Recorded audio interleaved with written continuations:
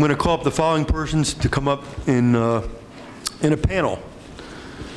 In favor, John and Michael Galluccio, with their children Madison and Adam, and their grandfather Adolph Galluccio.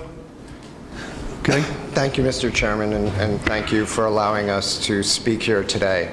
My name is John Holden Galluccio. I'm from North Haledon, New Jersey.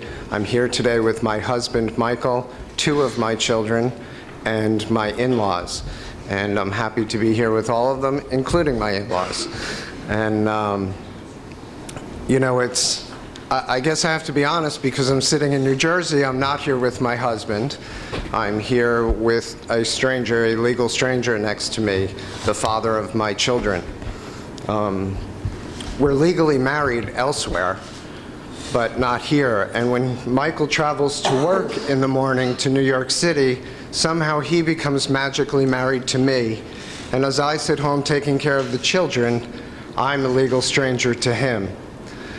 We haven't been able to be brave enough to take our marriage license and turn it into New Jersey so that we can get civil union papers. I refuse to do that. I know that it puts our family at great risk, because when we go to the emergency room, we have a lot of explaining to do, and we have paperwork to provide. But I earned that right to be legally married, and I refuse to turn it in. You know, many of you may recall that in 1997, Michael and I were the gay couple in the state of New Jersey that challenged the state adoption laws for gay couples. It was during a Republican administration. It was Governor Christie Whitman, and the state settled that case in our favor. It made New Jersey the first state in the nation to put gay and lesbian couples on equal footing to married heterosexual couples in the area of adoption. New Jersey was a leader in this country in gay and lesbian rights.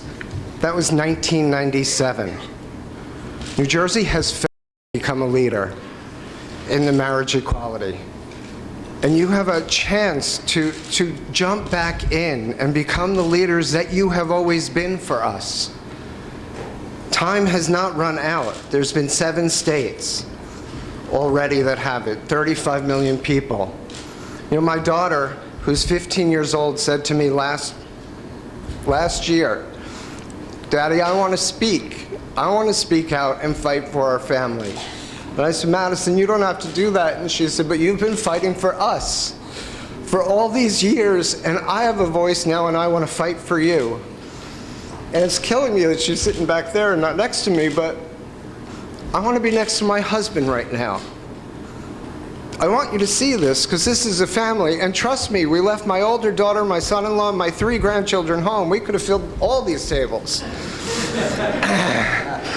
And I think you'll all thank us if you knew them, but Michael.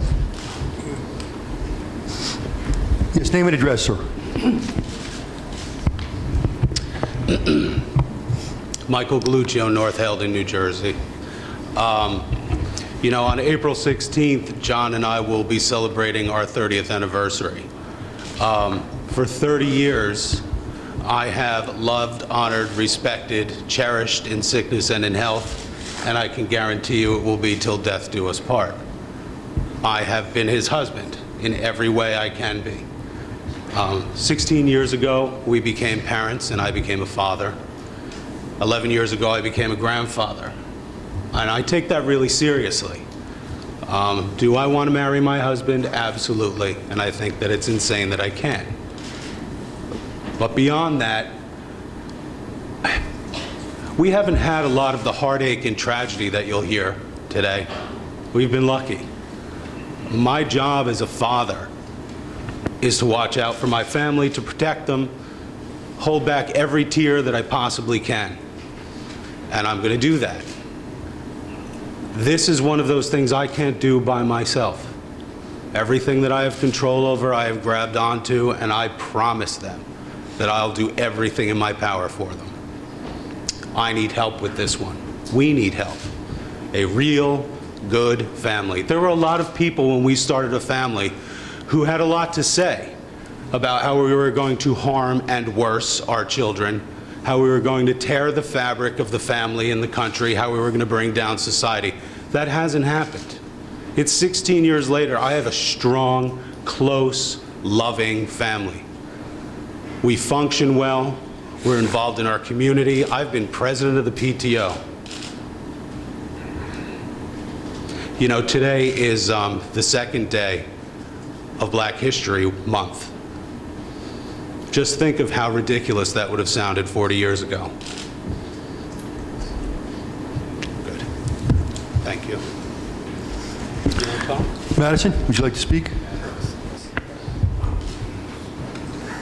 Hello, my name is Madison Galluccio, and I'm 15 years old.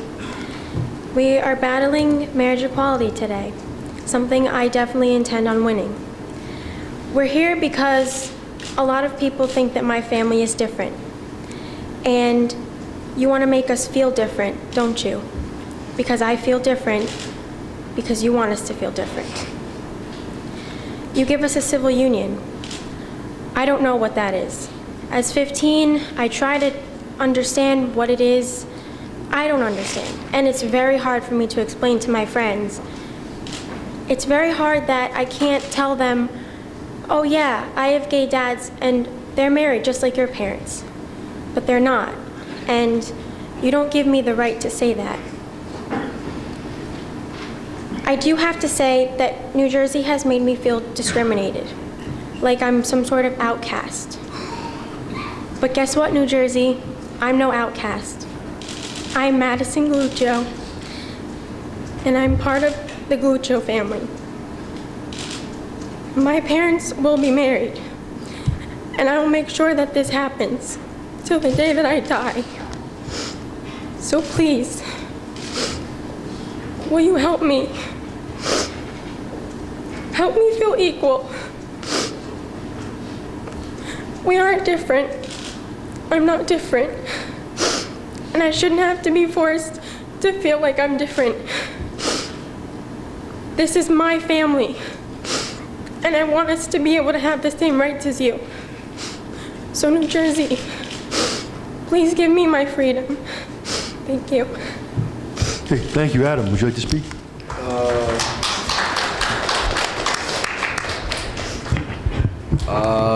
My sister was saying is people don't deserve this quality that they have because, should I say, gay people should get married. Okay, there's a conflict between gay people getting married. I have a problem with that, and if no one doesn't, I have a problem with that, and I have a problem with this and everybody. And before I wrap this up, Madison, my cat. I need to tell you about my cat first. About cat, I'll tell you. Well, I won't tell you about my cat, but my family is really important to me, and if the law doesn't want them to get married, they should get married, and just let the law let gay people get married because that's enough. Peace out. Let freedom ring. Bye. Okay, thank you. Adolf, would you like to speak? Come on up, sir. Hi, my name's Adolf Galluccio. My wife Dorothy's here, my wife of 51 years, and we're the proud parents of Michael Galluccio. As a matter of fact, on the way down here today, I learned in the car it was Groundhog's Day, and I said to my wife, I said, you know, we've been in the shadow with this gay rights issues for years, but there comes a time when you got to step out of the shadows. And I wish I had some perfectly scripted remarks to make, but I don't. But I thought back when we first learned that Michael was gay some 30-plus years ago, and I'll be very candid. I was devastated. I was ashamed. I was embarrassed. I come from an Italian background, big Italian family, and it just wasn't the way then. And then Michael and John became a couple, and that's some 30 years ago. And for the first year or two, I had found it a little difficult. We used to go on vacations. I remember we're in Italy and we're in churches and we're praying that Michael would change. He didn't. John and Michael became a couple, and that's the way it remained. And I started to think to myself, why am I embarrassed? He's my son. A good son, never been in trouble, doesn't abuse drugs or alcohol. He honors his mother. He respects the family. He goes to work every day. The only thing I didn't like about him, I'm a loyal Democrat, he was a Republican. But aside from that, I says, what am I, stupid? And I loved him. I don't care what the rest of the world thought. We raised 4 children, 3 heterosexual and Michael. They all get along great. They're a good family.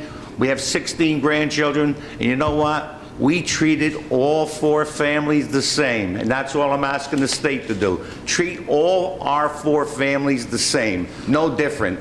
And if Michael and John are relegated to be a second-class family, then most respectfully, and at the risk of being dramatic, we ought to take the stars and stripes off that flag, because this country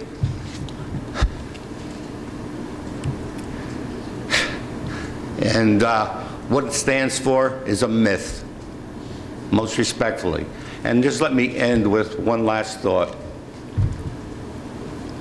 Some 60 years ago, I remember I was in grammar school, and I memorized the Pledge of Allegiance. I mouthed the words. I really didn't know what they meant in those formative years until later on in life. Just indulge me for 20 seconds. I pledge of allegiance to the flag of the United States of America and to the republic for which it stands, one nation, under God, indivisible, with liberty and justice for all. For all. That includes our gay son and his family.